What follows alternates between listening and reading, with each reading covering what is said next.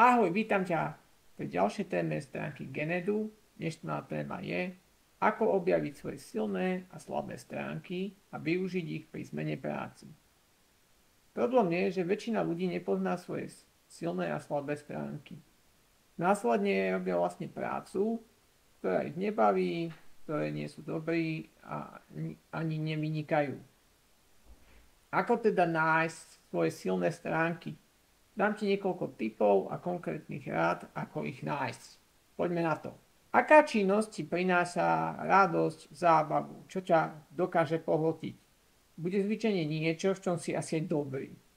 Druhý tip je, o čom snívaš. O akej činnosti snívaš, čo by ťa bavilo robiť v mysli. Ja neviem, písať knihu, malovať, niečo. Môže to byť tiež niečo, v čom si dobrý a možno o tom ani zatiaľ nevieš. Tretí tip je, čo robíš inak ako ostatní. Môžeš to vnímať ako niečo, čo je možno slabosť, ale v skutočnosti je to tvoja silná stránka. Možno tvoj spôsob uvažovania je tak unikátny, že je to naozaj silná stránka. Tento typ je taký skôr viac konkrétny. V čom si v škole vynikal? Ktoré predmety ti išli s ľahkosťou? Na aké témy sa ťa zvyčajne pýtajú opakovane tvoji známi kamaráti? S čím radíš tvojim známym kamarátom? Ty najlepšie vieš, na čo sa ťa pýtajú. Ďalší tip je, urob si online test.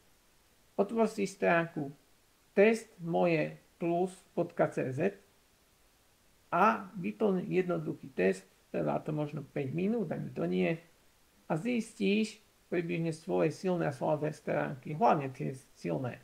Taký bonusový tip, opýtaj sa tvojich kamarátov a rodiny, poznajú ťa lepšie ako nejakí cudzí ľudia a môžu ti dať taký pohľad zvonka, čo vynikáš, čo máš možno medzery.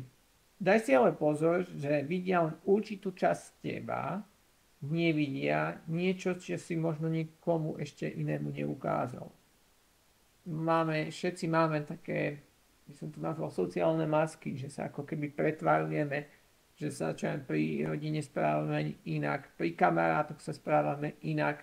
Nie sme tak úplne sami sebou. Sami seba proste ťažko zhodnotíme a máme slepé miesta, takže je to dobré aj kombinovať takto. Ako nájsť také svoje slabé stránky? Čo nerád robíš? Zvyčajne, keď sa nerád niečomu venuješ, tak asi si v tom aj zvyčajne nie je dobrý. Čom ťa iní často kritizujú? Ďalší tip je, s akými predmety si mal v škole problém. U niekoho to môže byť matematika, u niekoho fyzika a podobne.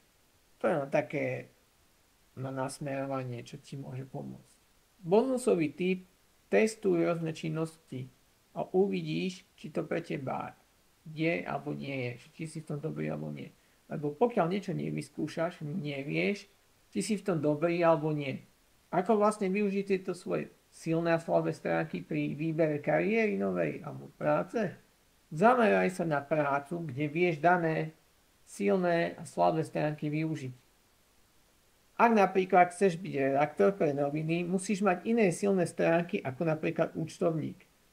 Redaktor potrebuje byť dobrý v pravopise, vedieť sa plynulo vyjadrovať, mať fantáziu a podobne. Účtovník naopak nepotrebuje mať fantáziu, ale potrebuje mať pozornosť, byť pozorný, mať schopnosť odhalovať chyby, byť dobrý počítaní, matematike,